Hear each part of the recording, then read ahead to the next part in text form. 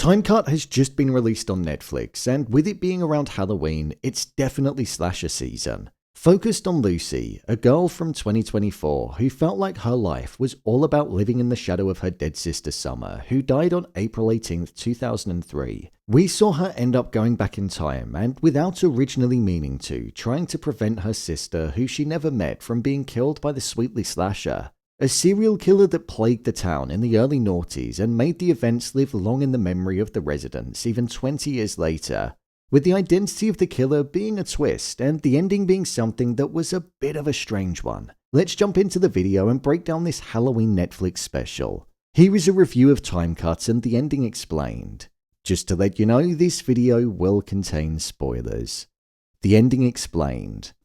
When it came to the ending of this movie, it was always one that felt like it was going to be a happy one, because even though this was technically a slasher film, it had all the makings of a 2000s teen movie. This was because of the tone that they were going for. With Lucy going back to 2003, she originally didn't plan on telling her sister that she was going to be murdered over the course of the next few days. This was because by going back in time and altering events that happened, it could create a paradox. And the future that you came from could be completely different and maybe even no longer exist when you return. This is due to the events which led to the moment in 2024 taking completely different pathways if things are altered. However, Lucy felt as though her life in 2024 was spent living in her dead sister's shadow. She only really felt like she was born as a way of taking her parents' minds off of the death of Summer. To the point where when Lucy went back in time, she asked her parents in 2003 if they would ever want any more children, and they said no, because Summer was enough. Seeing her parents having family dinners, being enthusiastic about her internship with NASA, and just being a lot happier, it was a side to Lucy's parents that she'd never seen before, as all she ever knew were the ones that were grieving the sister that she'd never met. After Lucy got to know Summer, she realized how good of a person she was, and that having a sister was something that she valued. She grew to care about her, and that was why she was willing to try and save her in the end. With a plan devised, we saw that Summer led the slasher into the barn where she was originally killed, but instead of him killing her, Lucy and Quinn drove through the wall and hit him with a car, and ultimately saved Summer. This was where it was revealed that the future Quinn was in fact the killer. Quinn was an individual that wasn't happy with his life in the present day, as was hinted to us when he said that he wanted to see what his future was like. And in the original timeline that we saw when the movie opened up, he spilled his heart to Summer and she completely rejected him. We obviously later go on to find out that she rejected him because she was into girls and not boys, but as well as that, he was also thrown into the lake. The very thing that Lucy prevented happening in the timeline that she went back to. So his villain arc didn't end up happening, but in the other timeline, it did. Quinn grew to resent Summer and all of her friends because he felt as though they were bullies to him. So the bitterness that he held manifested into him becoming the killer that was never caught.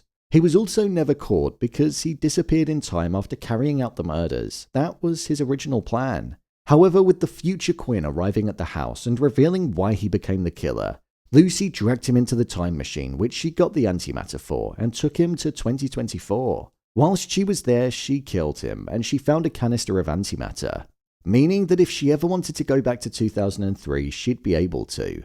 When Lucy returned, she saw that her parents didn't even know who she was, showing that the events that occurred in 2003 when she went back in time and saved her sister did ultimately affect her present day.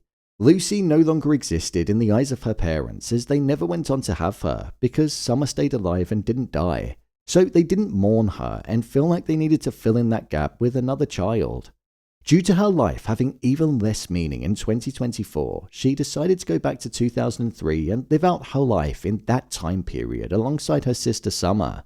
Lucy now had friends, she had a sister, and she had people that cared about her. We even saw that she was accepted into the same NASA internship program that she was accepted in during her own timeline, but this time in 2003. The only thing that I didn't quite get was, 1, how was she still alive if her parents never went on to have her following Summer not being killed? And 2, how was she going to function as a citizen in society in 2003 when she had no records of ever existing? Plus, where was she going to live? Was she just going to move in with Summer, or was she going to live on Quinn's boat? It's an ending that didn't really address any of that. Her existence was a big one though, and is a massive plot hole, but I guess we've just got to take this movie for what it is, nothing too serious. My review of the movie. I'm not gonna lie, this movie is genuinely nothing special at all. It's very easy to follow, and the runtime allows it to be a quick in and out type of movie. There was one thing that I quite liked, which was the element of the 2000s, so there was a sense of nostalgia there when watching it unfold. It did make me cringe a bit though when we got the corny lines like "don't invest in BlackBerry" and also the panicking at the sound of dialing up. I get why moments like that get included in the movie, but they do just take me out of it just a little bit and it cheapens it slightly. In terms of the story, I didn't really find it gripping or thought-provoking in any way whatsoever. As slashers go, I don't even really think it holds up that well, to be honest. It wasn't really scary and there wasn't much gore, so I don't know what area it was trying to lean into. I think it's just a movie that's targeted towards teens, so they trod the line carefully. The only cool thing about it was the time traveling element. It added a different layer to the movie and the whole conflict around whether to prevent something bad from happening, but it coming at the cost of your own future was something that did make me question it during the moment. The performances by the cast were solid, to be fair. Madison Baile we obviously know from Outer Banks, and Antonia Gentry we know from Ginny and Georgia, two of Netflix's biggest shows, so they're trusted names to be leading the front line of the movie. I would also say that Griffin Gluck held his own alongside them too as Quinn. This movie genuinely reminds me of what you'd pick up on DVD in a store in the noughties for around a 3 for £10 deal, and you'd watch it with a friend and just enjoy it as a bit of background on a Friday night. In the era that this movie was set in, it would have definitely been a straight-to-DVD release. I saw an article that mentioned that the creator of this movie is already toying with the idea of there being a sequel. I suppose, realistically, this concept could be used across multiple different time periods, and the cast could be ever-changing. So it's a series of movies that I could see Netflix pushing out. It didn't look like that expensive of a movie to make either, so a time cut 2, 3, 4, and even more could be coming to our screens for the foreseeable Halloweens. Would I recommend Time Cut? Honestly, there are so many other slasher movies that you'll enjoy more than this.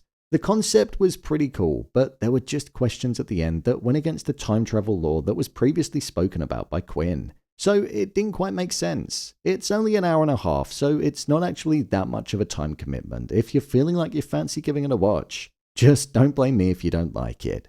So, there you have it. A review of Time Cut and the ending explained. If you want to see more movies from 2024 broken down, then click on the card in the top corner. Or alternatively, you can head over to my channel where you'll find them all. And finally, if you'd like to see what I rate the latest movies that don't quite make the cut to getting a dedicated video, then head over to my Letterboxd profile. It's where I rate the latest releases in real time. What did you think of this movie? Let me know your thoughts in the comments. As always, thanks for tuning into the video and I'll see you in the next one.